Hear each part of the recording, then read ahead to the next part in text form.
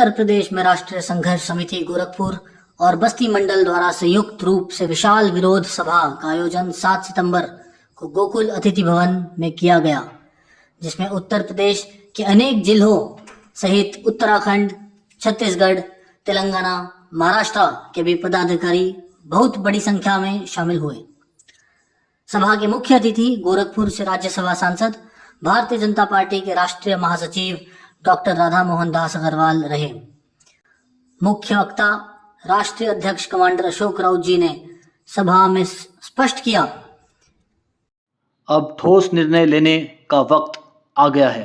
सही नहीं तो ये लोग 7 साल से क्या झक मार रहे हैं? क्या हम लोग जो इतना आंदोलन कर रहे हैं, क्यों कर रहे हैं? बराबर की झूठ है।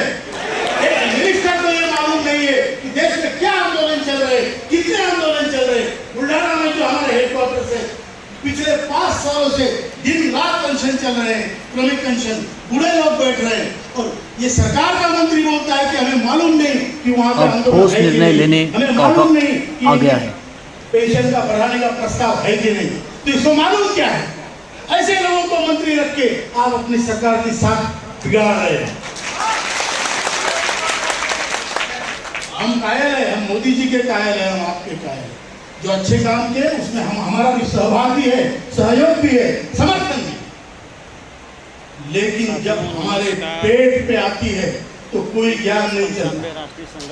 जब पेट की बात आती है, भूख की बात आती है, तो ज्ञान से पेट भरता है क्या? हमें हमारा न्याय चाहिए।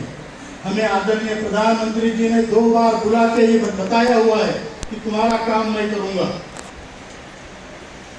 उसके बाद 20 मीटिंगें हमारी लेबर मिनिस्टर से हुई है।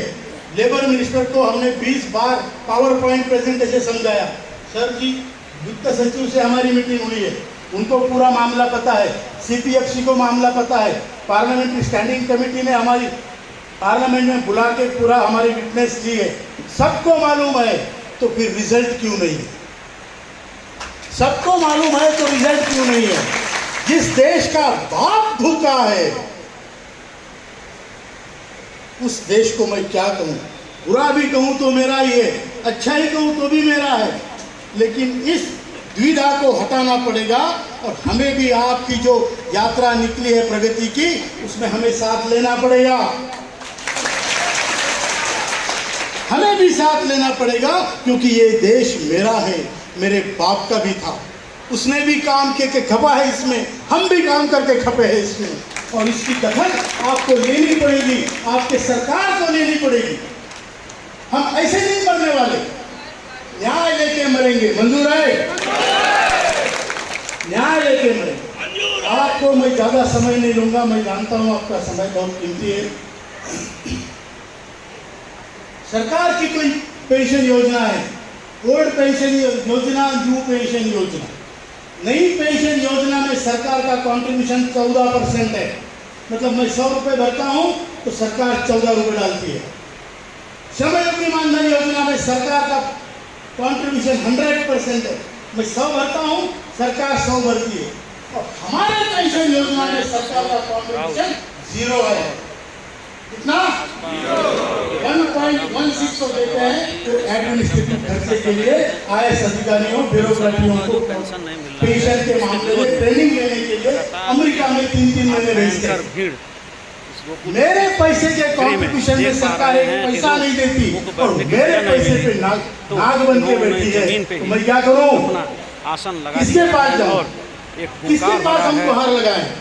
शौक नहीं है इतनी उम्र में रास्ते पे आकर हमें आंदोलन करने का। इसी प्रकार से लगातार अनशन चलता रहेगा। उम्र है, जिसकी और इस उम्र में हमें आज आंदोलन करने पड़ रहे हैं, सड़क पे आना पड़ रहा है। लोगों से और वो भी ऐसे राज्य में खचाखच भरा हुआ है, जिसकी हम दुहाई खड़े होकर के मैं दुनिया दे रही है। तो हमारे साथ अन्याय है। अग्रवाल जी, अग्रवाल सर, सांसद जी, सांसद महोदय, आप हमारी गुहार को सुनिए और आप अपने सरकार तक पहुंचाइए। आप बीजेपी के महामंत्री भी है और आप एक सांसद भी है। आपने हमारा समस्या वहाँ पे बताई भी है। तो ये हमारी समस्या है, और इस समस्या का हल निकालने में आप सहायक सिद्ध हो। और इस गोरखपुर की भूमि से, बाबा गोरखनाथ की भूमि से, ये नाथ संप्रदाय के बहुत बड़े पीठ के भूमि से हमारा प्रश्न का हल निकले, इसी शुभ ये मैं कामना करता हूँ और आपको धन्यवाद देता हूँ कि आप यहाँ पे आए। हमारी भावनाओं में, हमारी आवाज़ों में जो आर्तता है उसको अन्यथा न लीजिए, ये हमारा दुख है और ये दुख हमें बताना पड़ेगा, किसी को भी बताना पड़ेगा। इसलिए आपसे प्रार्थना है कि हमारा जो प्रॉब्लम है जल्दी से जल्दी सॉल्व कीजिए और हम इस देश में किसी भी समस्या का, प्रॉब्लम का हिस्सा नहीं बनना चाहते, हम सॉल्यूशन का हिस्सा बनना चाहते हैं, हम उत्तर का हिस्सा बनना चाहते हैं। और इसलिए आपके सामने हम हाथ जोड़ के प्रार्थना कर रहे हैं।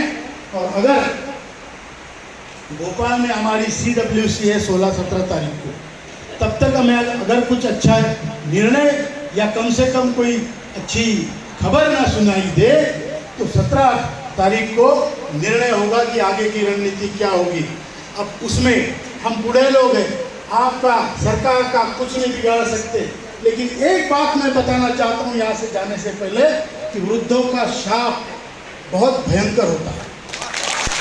पेंशन योजना को लेकर वृद्धों का शाप भयंकर लड़ाई होता के है, लिए वृद्धों का वरदान भी भयंकर अच्छा। यहाँ पे लगातार गोकुल जो आप, ये मैं आप पे छोड़ता हूँ, दैनिक आपको जागरण हम क्या प्रेस दें। गोरखपुर के बगल में यहाँ पे लेकिन आह्वान किया जा रहा है कि हम मुझे लोग अपना हक के लिए पुरानी लड़ेंगे, पेंशन योजना के लड़ेंगे, अंतर्गत आच्छादित किया जाए। लड़ेंगे, यूपी के लड़ेंगे। विधानसभा में जो भी अगर मंत्री जरूरत ने पड़ी, बाज़ाब्ता अपनी बयान जान गंवानी उसके पड़ी, विरोध में गंवाएंगे, क्योंकि हम जानते हैं सड़ते सड़ते मरने से अच्छा, जीने से अच्छा है लड़ते लड़ते मरना। हम लड़ेंगे, जीतेंगे, यही कहना चाहता हूँ। धन्यवाद। इसके बाद हमारे राष्ट्रीय अध्यक्ष जी मुख्य अतिथि महोदय को ज्ञापन सौंपेंगे।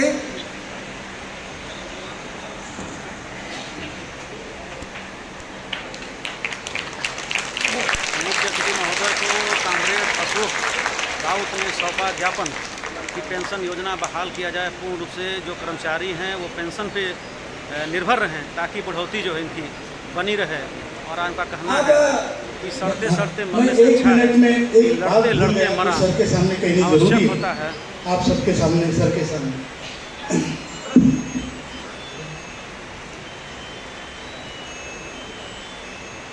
भाइयों और बहनों, 2014 के मार्च में बीजेपी के प्रवक्ता थे प्रकाश जी जावड़ेकर। प्रकाश जी जावड़ेकर ने मार्च 2014 में भरी सभा में वर्धा में 10,000 लोगों के सामने EPS के ये कहा था कि अगर हमारी सरकार आती है तो आपकी समस्या 90 दिन में सॉल्व करेंगे। इसका YouTube पे वीडियो अवेलेबल है सर। अभी उनको जब हम मिलने गए करीब 1 साल बाद कि हमारी समस्या हल नहीं हुई, तो उन्होंने बताया, अरे तुमको 1000 दे दिए और कितने चाहिए। ये उनके शब्द है। और आज बीजेपी पार्लियामेंट्री कमेटी को सर हमने पत्र लिखा है कि आपके पक्ष ने, जो बहुत जवाबदार जिम्मेदार पक्ष है भारत का, उस पक्ष ने एक वचन दिया था 10 साल पहले और वो वचन अभी तक नहीं निभाया है। ये मैं आपको आपके सामने कहना चाहता हूँ। और अगर चाहे तो हम वो क्लिप आपको यूट्यूब पे दिखा सकते हैं, बाद में दिखा देंगे। धन्यवाद।